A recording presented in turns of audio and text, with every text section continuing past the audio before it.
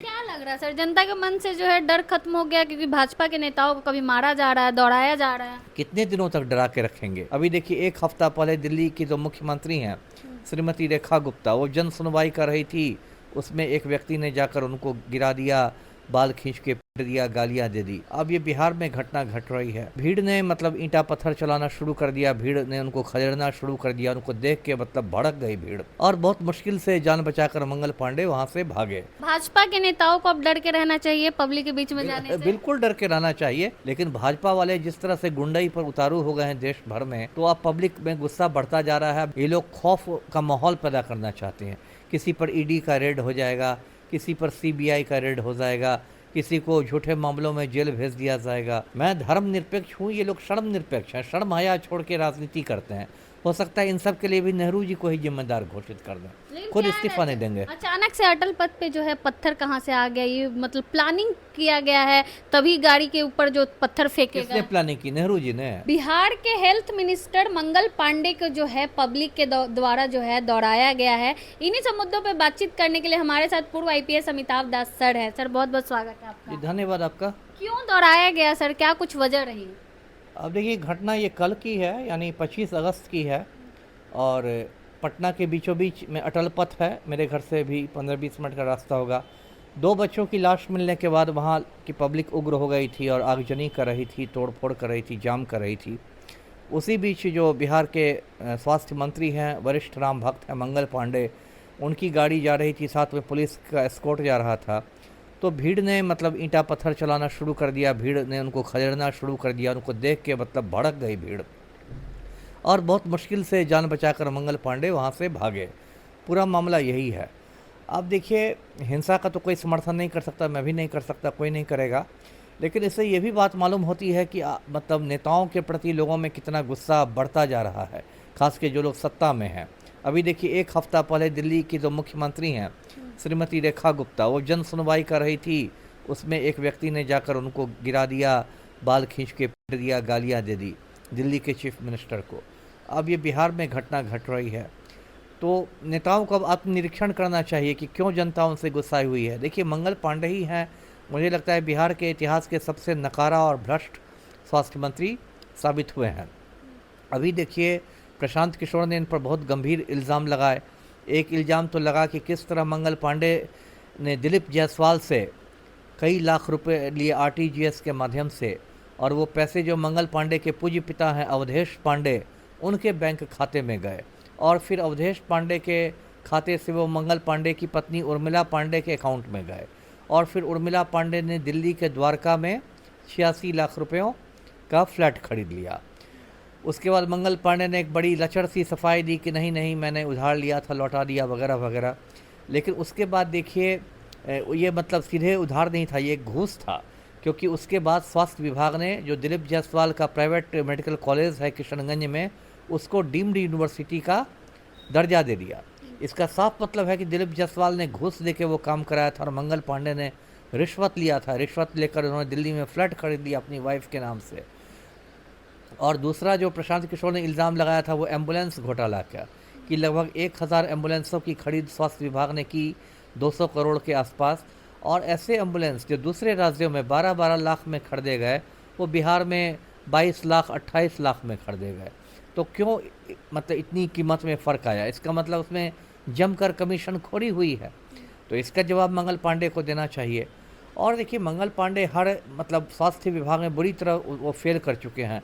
अभी आपको याद होगा दर्शकों को, कुढ़नी में एक केस हुआ था मुजफ्फरपुर में, और जो लड़की आई पीएमसीएच में, तो 6 घंटे तक वो एम्बुलेंस में तड़पती रही और उसको बेड नहीं मिला। और जब बेड मिला तो इतनी देर हो गई थी कि उसने दम तोड़ दिया। उसके बाद 1-2 डॉक्टरों को इन्होंने निलंबित किया मंगल पांडे ने, और मतलब बलि का बकरा बनाया। जबकि मंगल पांडे बार बार मतलब अपने मुंह मियाँ मिट्ठू बनते हैं कि हमने पीएमसीएच को वर्ल्ड क्लास हॉस्पिटल बना दिया है, अब तो इसकी छत पर हेलीपैड है, अब तो एयर एम्बुलेंस उड़ेगा, क्या से क्या होगा। और स्थिति ये है कि इनका जो एक सरकारी अस्पताल पटना में एनएमसीएच, उसमें अभी एक व्यक्ति 1 महीना पहले भर्ती हुआ था। शाम में भर्ती हुआ, सुबह में उठा तो उसकी 3-4 उंगलियां चूहे कुतर के ले गए थे। तो इनके वर्ल्ड क्लास हॉस्पिटल का ये हाल है। तो अब लोगों का गुस्सा जो है वो दिखाई देने लगा है, और मुझे लगता है कि जो नवंबर में चुनाव होंगे उसमें जनता को एक मौका मिलेगा इन नकारा लोगों को, भ्रष्ट लोगों को उखाड़ फेंकने का। जी। क्या लग रहा है सर, जनता के मन से जो है डर खत्म हो गया, क्योंकि भाजपा के नेताओं को कभी मारा जा रहा है, दौड़ाया जा रहा है? डर तो एक ना एक दिन ख़त्म होगा ना, कितने दिन तक आप डराइएगा। गांधी जी ने क्या किया था, अंग्रेज़ों का जो खौफ था हिंदुस्तानियों के मन में, उस खौफ को ख़त्म कर दिया था गांधी जी ने। उसके बाद जनता बिल्कुल अंग्रेज़ों के खिलाफ उठ गई। तो आप कितने दिनों तक डरा के रखेंगे? ये जो पूरी भाजपा सरकार या एनडीए सरकार, चाहे केंद्र में हो या बिहार में हो, ये लोग खौफ का माहौल पैदा करना चाहते हैं। किसी पर ईडी का रेड हो जाएगा, किसी पर सीबीआई का रेड हो जाएगा, किसी को झूठे मामलों में जेल भेज दिया जाएगा। लेकिन एक वक्त आता है जब खौफ खत्म हो जाता है। खास के जो अभी बिहार में राहुल गांधी की जो यात्रा चल रही है, वोटर अधिकार यात्रा, उसमें जो जन सैलाब उमड़ रहा है, आज तो उसमें प्रियंका गांधी भी शामिल हुई हैं सुपौल में। उसको देख के लग रहा है कि जनता अब बिहार में बिल्कुल बदलाव के मूड में है।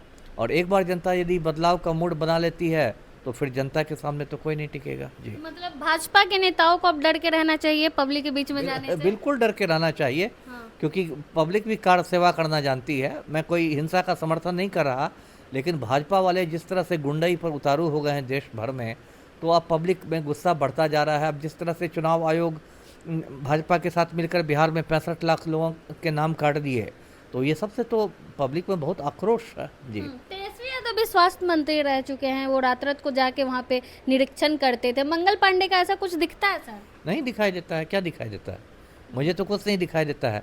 अब इतना संवेदनहीन ये मंत्री है मंगल पांडे। दर्शकों को याद होगा कुछ साल पहले मुजफ्फरपुर में चमकी बुखार फैला था गर्मियों के समय, और बहुत सारे बच्चे मर गए थे।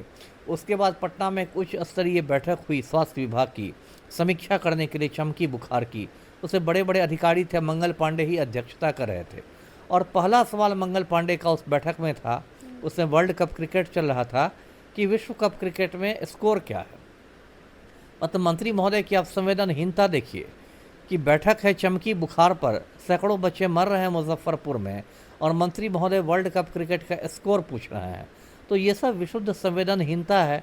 और आप दिलीप जायसवाल से घूस खा के उनके कॉलेज को डीम्ड यूनिवर्सिटी का दर्जा दे रहे हैं, एम्बुलेंस घोटाला कर रहे हैं, तो ये सब कितने रोज चलेगा? इन सबको तो जेल में जाना चाहिए। इतने सारे आरोप लग रहे हैं, फिर भी ये जो स्वास्थ्य मंत्री है कुछ जवाब नहीं दे रहे सर, न पार्टी कोई कार्रवाई कर रही है, क्यों? अब देखिए पार्टी क्यों कार्रवाई करेगी? पूरे भाजपा में कहते हैं ना, एक से एक सब गिरोहबाज शामिल है, नीचे से ऊपर तक, तो कौन कार्रवाई करेगा?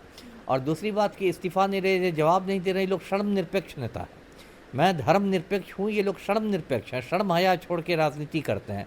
हो सकता है इन सब के लिए भी नेहरू जी को ही जिम्मेदार घोषित कर दें, लेकिन खुद क्या इस्तीफा है, नहीं देंगे। अचानक से अटल पथ पे जो है पत्थर कहाँ से आ गया? ये मतलब प्लानिंग किया गया है, तभी गाड़ी के ऊपर जो पत्थर फेंकेगा? किसने प्लानिंग की? नेहरू जी ने। जेडीयू वाले कह रहे हैं। अब ये सब तो आलतू फालतू बात है। पत्थर यदि नहीं फैला तो आपका नगर विकास विभाग क्या कर रहा है? जेडीयू की ना सरकार बिहार में है, आपका नगर विकास विभाग क्या कर रहा है? नगर निगम क्या कर रहा है? क्यों नहीं पत्थर को हटवाया? आप अपनी विफलता का ठिकरा दूसरे के सर पर क्यों फोड़ रहे हैं? पटना में जगह जगह गड्ढे हैं, बरसात में तो पटना और बड़ा नरक बन जाता है।